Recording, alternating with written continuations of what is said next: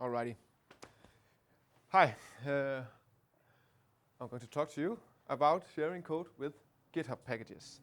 So yeah, that's what I'm going to talk about. And yeah, my name is Thor. I'm a developer at Vertica. Been working as a front for a long time. Yeah, that's basically me. Yeah. So, how many of you know what GitHub Packages are? So a few of you. So I'm going to tell you what they are. They themselves call it a software package hosting service that allows you to host your software packages privately or publicly and use packages as dependencies in your projects. So that's straightforward, right? Well, for me, it's you can host code on GitHub, and you can host different kinds of code. You can host npm packages, you can host NuGet packages, Ruby gems, and probably a lot more that I don't know about. But I'm going to show you how to use npm packages, since this is OSJS, and since this is the only thing that I've actually used myself. And then you might think, why would you use that? Couldn't you just use the normal npm package? And I guess you could if you don't mind having it public everywhere. But one thing that GitHub Packages also gives you is access to the whole GitHub ecosystem. So you have integrations with GitHub Actions, with their webhooks, and a lot of the other stuff that they have. So this is also a huge advantage, like it can be if you actually use those services. Personally, the reason I use it is on my private, smaller projects. I sometimes need to share code between a backend project and a front-end project and two different repositories. And then maybe I have some interfaces, TypeScript interfaces. I'm a TypeScript user. Or maybe I have some utility functions or some functions that are the same on the back end and on the front end. And this is where I use it because here I can have them, the npm packages private, and I can have them private for free. Because I could also use npm. For that they have a private platform as well. However, that has a monthly fee of I think $7. Not much, but on my small projects, it's too much. And since they have this free tier, it works perfectly for me. And I think I can show you the pricing model because they have a pricing model, which is this one. For free, you have this much storage, this much, in packages. That's a lot of npm packages and data transfer per month. And I think the storage, I think they wrote it's roughly what equivalent of 1,000 lines of YAML. I think they wrote. And you can actually see every time you actually use it, you have a dashboard where you can actually see the actual usage of it. How many people downloaded it, how many times was it published, and so on.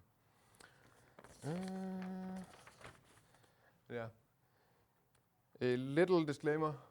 As I've said, I'm no expert on it. I've only used it for my small projects, and GitHub Packages can do a lot of stuff.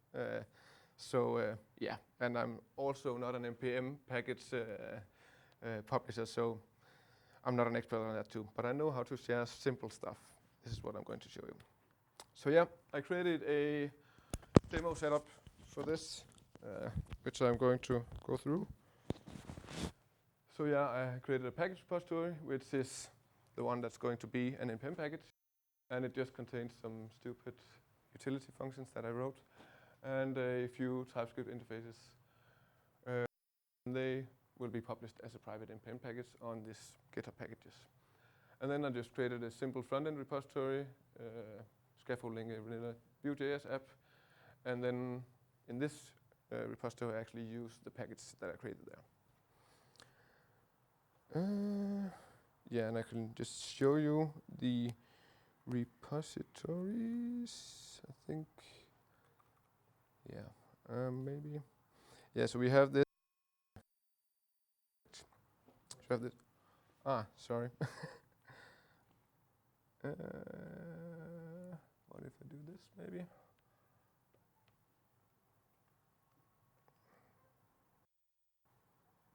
What did I do? There.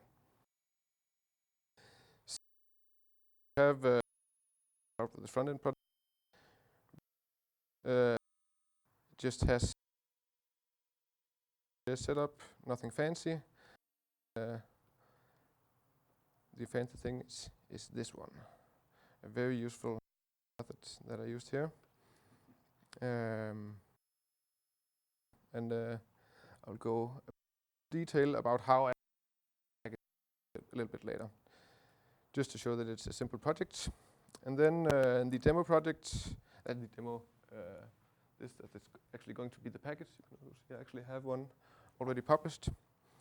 And it's just a very, very simple app with some utilities and some types. Yeah.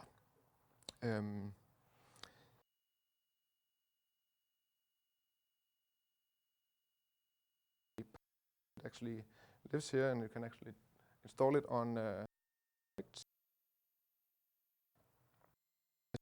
already have one. When you have one published, you can see which version it is, how many versions there were before that, and you can see I've been playing a bit around with it yesterday and this morning. And you can see some other stuff here. But the way we get this to work is by first looking at the package.json file. And one thing we have to look about here, which is important, is the actual name of it. This is my name. And this is pretty important that calls a scoped package, I think. And if I just more shared modules, then when I try to publish, NPM wouldn't know where to actually put it. So this is quite important and was a gotcha when I started out with this. One more thing that's important is this one, the package publish config. npm publish, you should actually look at the GitHub package registry and not the npm one, which is the default. You can also tell npm this by using an .npm.rc file, but the syntax is a bit different. But I actually use it on the front-end project, so I'm going to show you how to do that later. One more thing I did, which doesn't have anything to do with the actual publishing of the package, but because I want it published along with it, I added this. I tell it where to actually put that. This is basically what you need in your package.json to actually getting it to work. Yes, as you can see, I already published one, so let's do a change to it and update that package. So I have my, can you see?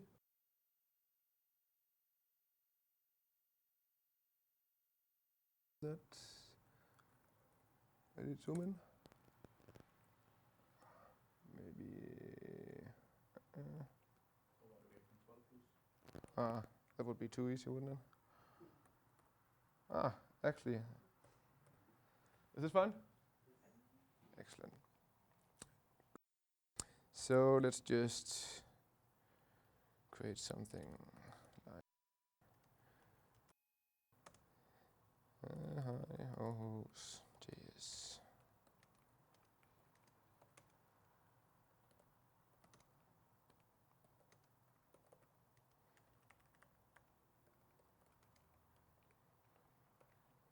And yeah, so we have this new package. And since there is already a version 1.5 or 6, I think I have, I also need to actually bump the version number for it to actually update the package.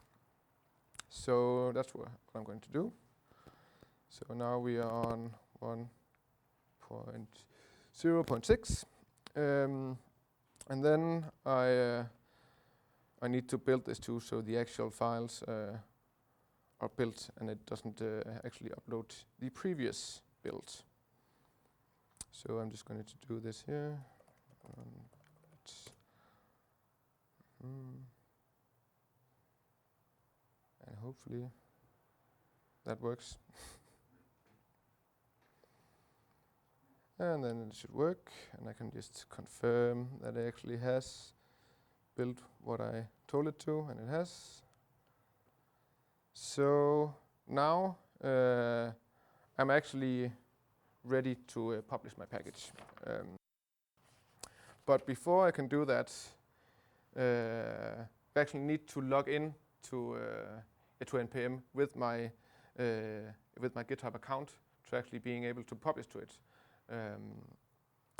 And I already did this, so I'm just going to show that it works, and then afterwards I'm going to show you what gotchas there are when you actually log in, because there was a few gotchas when I actually tried to get it to work. Let's see if I can. I think I actually have slides. So this one, you need to do this. This is how you log in, and when you log in using this, it will the terminal will prompt you with a login. It will tell you to provide your GitHub username, the email that you use on GitHub, and a personal access token. And that was the gotcha, because it just says password. So I thought it maybe it must be my GitHub password, but it's not. It's a personal access token, in which you can create under /tokens, I guess. Yeah, and I already did this, so you don't. Yeah, so I don't need to show you my token.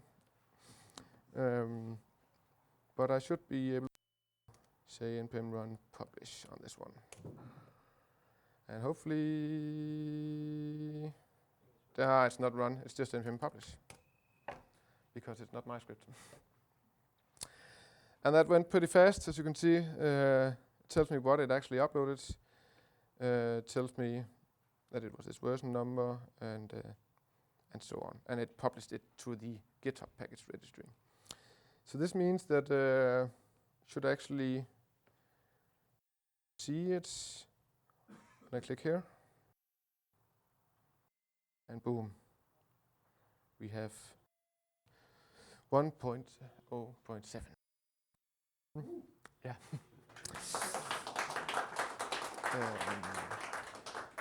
And then you're saying, this is pretty manual, isn't it?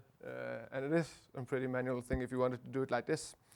And I also thought that I've been doing it manually for some time, because I only use it on simple projects.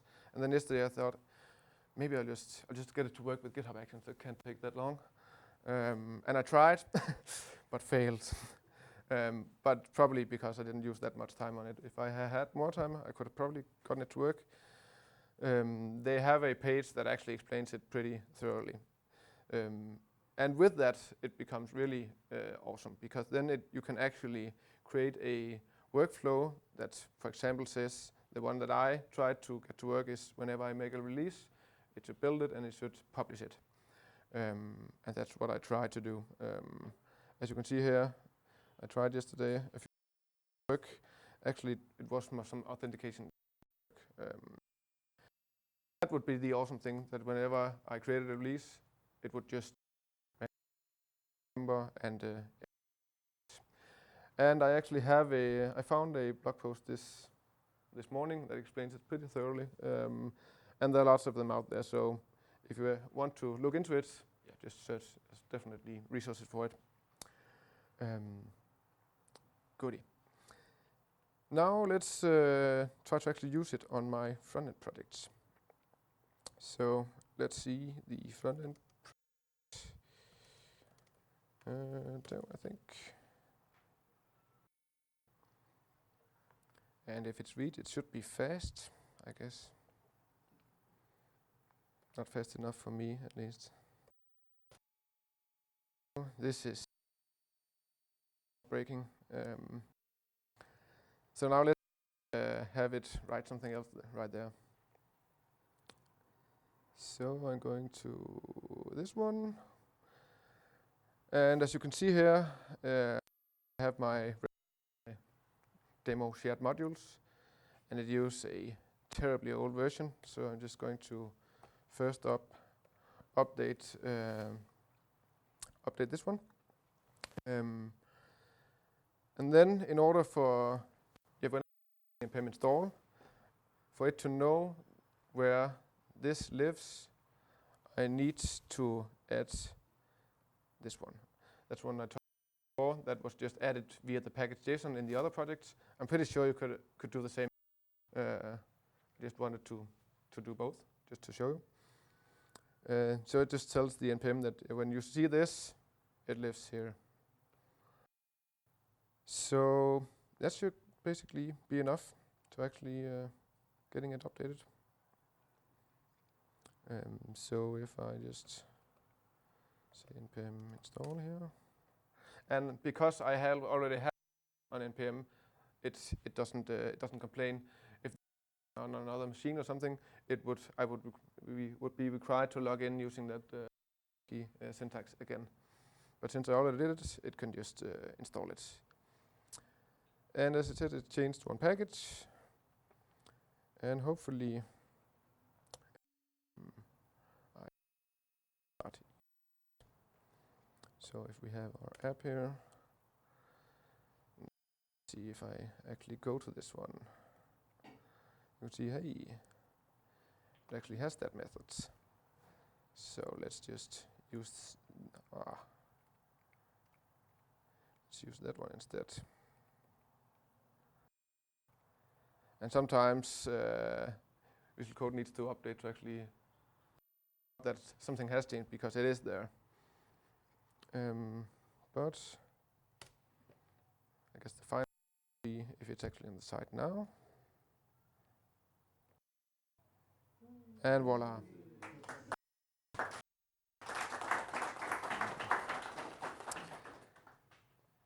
Yeah, well, that's basically it.